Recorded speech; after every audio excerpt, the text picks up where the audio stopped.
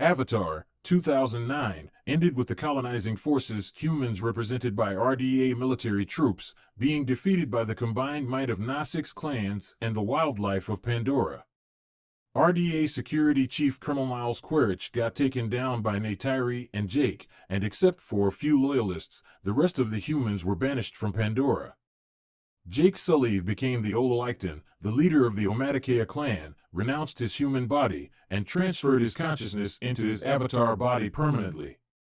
The Way of Water opens with a beautiful montage of Pandora's wilderness and Jake Sully's voiceover notifying us that 15 years have passed since the events of the Great War. Jake and Neytiri have found their bliss in raising a family of their own, which includes their sons Nedium and Loak and daughters Kiri and Tuktari. Kiri is their adopted daughter, and she was born from the comatose avatar body of Dr. Grace Augustine. The kids are accompanied by another adopted brother, Miles Socorro, aka Spider, who is the son of the late Colonel Quaritch. Spider wasn't sent home because cryosleep for children wasn't possible, and he grew up in Pandora with the Sully kids. Although Jake has accepted him as their adopted son, Neytiri finds it hard to trust him due to his parental background. However, Spider feels more at ease with the Nasik's lifestyle and is inflicted with guilt over his father's actions. Kiri and Mike are close as adopted siblings. Their idyllic family life is shaken to the core as humans return to Pandora to seek retribution. To the couple's absolute shock and horror, they see a fleet of human spaceships landing on the Pandoran wilderness and purging vast areas of forest along with its portion of megafauna in the process. Once again, humankind builds its stronghold on the purged land and resumes Pandora's colonization. A year has passed since then, and we are reintroduced to Quaritch, now in his new recombinant form. It turns out that Quaritch and some of his followers were reanimated after death. Their consciousness was transferred to a cloned avatar body, and as a result, in their new form, they have all the memories of their past life up to their death. Quaritch is briefed about the present situation of the retakeover of Pandora and the fact that Jake is leading guerrilla attack squads to squander human efforts. Quaritch swears vengeance as he decides to kill Jake and prepares to lead his troop in an attack on the Omaticaya clan. In another guerrilla attempt, Jake's sons are given scouting roles. Their younger son Loak, in his effort to prove himself, jeopardizes his life and subsequently his elder brother Nedium's too. Upon returning to Omaticaya's home base at Hanging Hallelujah Mountain, Jake scolds his sons profusely.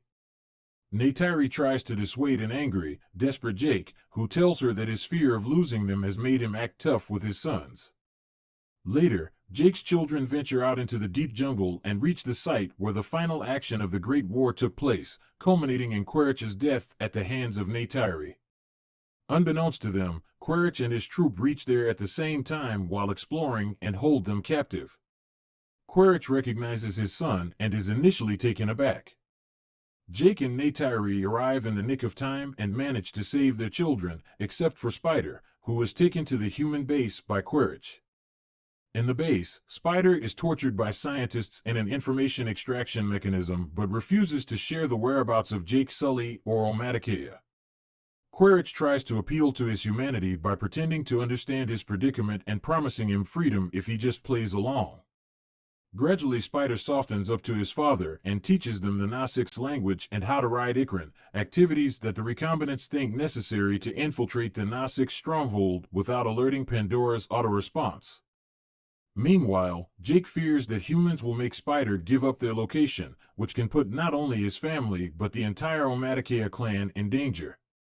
He convinces a distraught Neytiri to leave their clan and find shelter far away from prying human surveillance. Jake gives up his position as clan leader and takes his family to the other side of Pandora, where the aquatic environment adopted Metkayina clan have settled. The leader of the clan, Tanawari, welcomes them, while his mate, the Shahik, Ronald, remains skeptical of them as their arrival can lead to a sky people or human invasion. Initially, the Sully family is treated as an outcast due to their part-human ancestry, but they quickly earn the respect of the clan by adapting to a new way of life.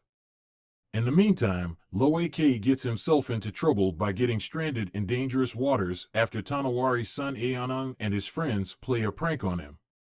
Loak is saved from a vicious sea predator by a Tulkun named Payakan. Tulkuns are extremely intelligent, whale-like beings who are pacifists and have formed a familial relationship with Metkyinas. Upon returning, Loak is scolded for interacting with Payakan, who, according to the clan, is a killer and an outcast. Loak finds it hard to believe and later forms a Tsahelu bond with Payakan to witness through his memories the brutality of human whalers killed his family, and Payakan is innocent. He is unable to convince anyone else of that and feels dejected. He relates to Payakan, as he feels like an outcast more than ever. Loak befriends Cyria, Ronal and Tanawari's daughter, and shares the truth about Payakan with her. Meanwhile, the group of children continues exploring the waters, and Cyria takes them to the Cove of the Ancestors, the most sacred place to Metkyiina. The place is a counterpart to Omatakea's Vitrea Ramunam, with another tree of souls placed in the middle of the ocean as a connection to Iowa. Kiri, fascinated by Metkyiina's aquatic splendor, forms a Tsahelu with it and meets her mother, Grace. Upon asking Grace about her parentage, Kiri's vision snaps, and she starts experiencing seizures underwater. Ronald treats her safely. Norm and Max, who had arrived at Jake's distress call, warned him not to let Kiri form a bond with Metkyiina Tree of Souls, as it could result in her death. Meanwhile, tracking Norm, Max's aerial signal to the seaboard, Quaritch takes his team to island villages, starts torturing the natives there, and kills their Elu, a friendly aquatic plesiosaur-like creature used by aquatic clans for transport. Deeply aghast at their brutality, Spider urges them to stop, but to no avail. Seeing the natives' reaction to the death of their fellow creatures, Quaritch plans to go on a Tulkun hunting spree assisted by a sadistic, cunning whaler. They seek to draw out Jake Sully from his island shelter, as to aquatic Nausicaa clans the Tulkuns are a spiritual family. What ensues is a brutal, heart-wrenching sequence of chase and wanton slaughter of a pod of Tulkun. The pod was a spiritual family to Tanawari's family, with the cow of the pod being Ronald's spiritual sister. Devastated by this horrific massacre, the Metkyiina prepare to wage war with humans, but Jake somehow dissuades the clan by advising that a direct attack will only result in bigger retaliation and ultimately their clan's destruction. Loak rushes to warn Payakan of the danger and is followed by the rest of the Nausicaa kids. They find Payakan already being chased by Quaritch and the whalers and having been shot by a tracking dart. The children manage to rescue Payakan, but Loak, Tuck, and Cyria get caught by Quaritch. With conflict inevitable, Jake and Neytiri move to the site, along with Tanawari, Ronal, and a fleet of Metkyiina, to confront Quaritch. Before they square off, Quaritch gives Jake the ultimatum to surrender himself or suffer the death of his children. Ronal vents out her deep-seated frustration and blames Jake for the loss of Tulkuns and their current predicament. Guilt-ridden, Jake decides to surrender himself. Almost at the same time, Payakan sees Loak held captive and attacks the whalers, causing a distraction. Seeing an opening, Jake and his compatriots initiate the attack on Quaritch and RDA. Payakan destroys the whaler ship and causes a satisfactory, brutal death for the sadistic whaler, while Spider uses this opportunity to destroy the controls of the vessel on which he was held captive. Medium rescues his brother, Spider, and sisters, but gets fatally shot while escaping. Cyria, a reunited member of the Sully family, helplessly tries to find help. Medium breathes his last in his father's lap, as Jake comforts him in his final moments. The hour of misery is far from over for the Sully family, as Quaritch offers the same deal as Jake's surrender, now in exchange for Jake's daughters' lives, whom Quaritch has recaptured.